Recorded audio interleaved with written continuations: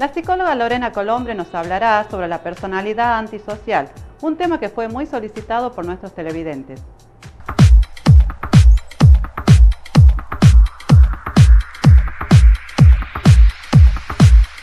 Uno de los trastornos de la personalidad es la conducta antisocial. El síntoma esencial es una conducta irresponsable, insolvente, que comienza hacia los 15 años, pero para hacer el diagnóstico tenemos que centrarnos en los 18 años de una persona y retroceder en los años, en las historias clínicas que hubiera para poder hacer recién el diagnóstico de personalidad antisocial o conducta antisocial de la personalidad.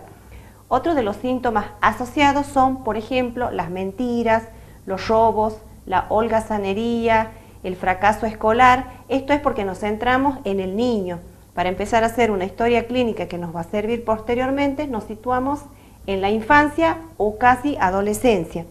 Peleas, por ejemplo, huidas del hogar, huidas de noche.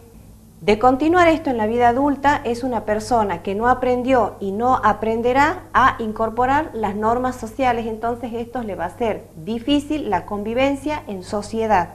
En cuanto a la infancia o adolescencia, podemos decir que muchas veces la persona que padece este trastorno en la infancia o adolescencia puede abusar de las drogas, verse envuelto en peleas callejeras, peleas físicas, robos, violaciones o hurtos que lo lleven más que nada a una reclusión para rehabilitación, para tratamiento, para salir adelante y para incorporar la ley que no fue introducida en su psiquismo. La internación en este caso viene más que nada para encerrar, para separarlo de la sociedad a esta persona que no convive con las normas sociales aceptadas por todos. En la transición entre la infancia, la adolescencia a la vida adulta, no es que esta persona no sufre el trastorno, lo pasa lo mejor posible, sino que siente malestar personal, frustración, hablábamos de fracaso escolar, fracaso en las relaciones de pareja con el otro sexo. Muchas veces recurren a relaciones sexuales con jóvenes o con personas del mismo sexo, de otro sexo o de distintas edades, y habíamos mencionado que puede haber violaciones. Estas personas son irritables, ansiosas, no toleran la frustración, no toleran el aburrimiento, son temerarios, o sea que muchas veces se ven envueltos en peleas físicas con o sin armas que ellos mismos provocan, no tienen en cuenta el bienestar personal propio. Puede haber casos de violencia ya en la vida adulta con el cónyuge o con los hijos, lo que puede traer aparejado la separación de estos. Hacia los 30 años pueden disminuir algunas conductas típicas antisociales que sean flagrantes, como por ejemplo la promiscuidad sexual tiende a disminuir hacia los 30 años, que podríamos decir que situamos una cierta madurez. También las peleas y la irresponsabilidad en cuanto al trabajo o al ser el sostén del hogar.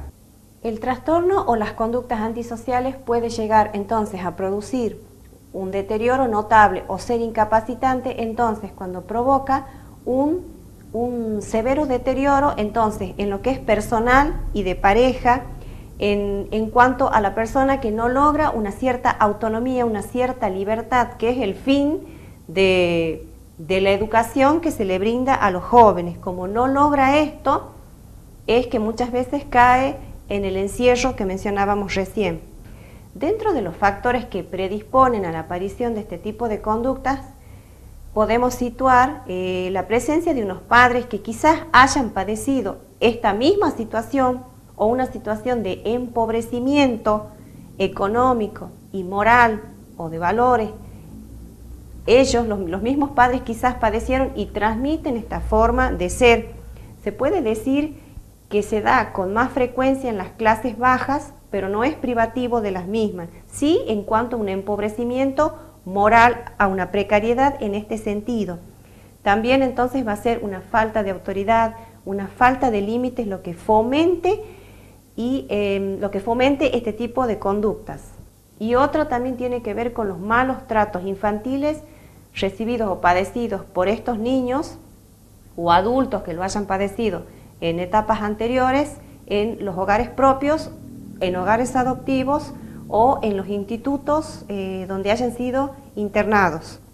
Entonces, los criterios para realizar un diagnóstico de conducta antisocial son, como veníamos diciendo, robo, violaciones, uso de arma, inician peleas físicas que puede incluir al cónyuge o a los hijos, abuso de alcohol, incendios, daños a la propiedad, o cuando es una persona cruel con los animales y con las personas. Entonces vamos a unir todos estos síntomas más una historia familiar previa para tener recién un diagnóstico diferencial. En cuanto a los daños que pueda producir esta persona a la propiedad de otros o a otras personas, no tiene conciencia de ello, no tiene remordimientos, incluso llega a justificar su conducta porque tiene la creencia de que está actuando de la manera correcta, de la única manera que conoce.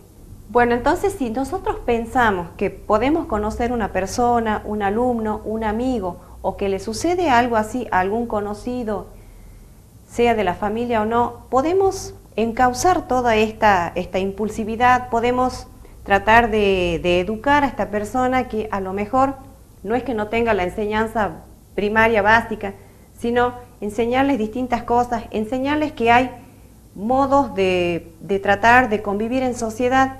Muchas veces en Tucumán los centros, los programas comunitarios de la universidad y otros realizan actividades culturales que tratan de canalizar toda esta impulsividad, todo este malestar.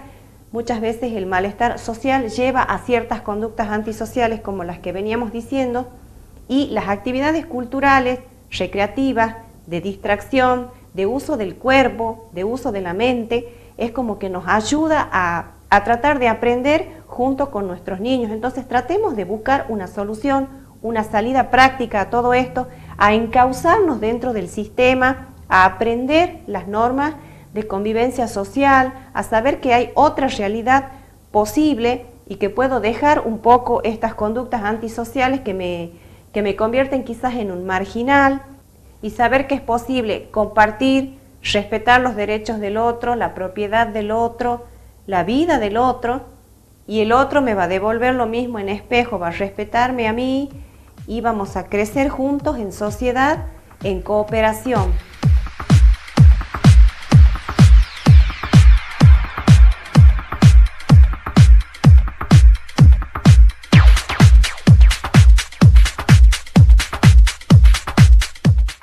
Llegamos al final de Seguridad, Prevención y Servicios.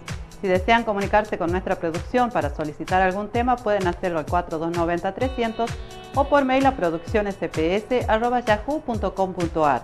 También, si desean volver a ver este programa o programas anteriores, pueden ingresar a www.productoradgq.com.ar o www.tucumantv.com programa SPS.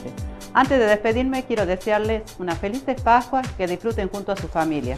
Nosotros nos estaremos encontrando, si Dios quiere, el próximo domingo a las 17:30 horas. Hasta la semana que viene.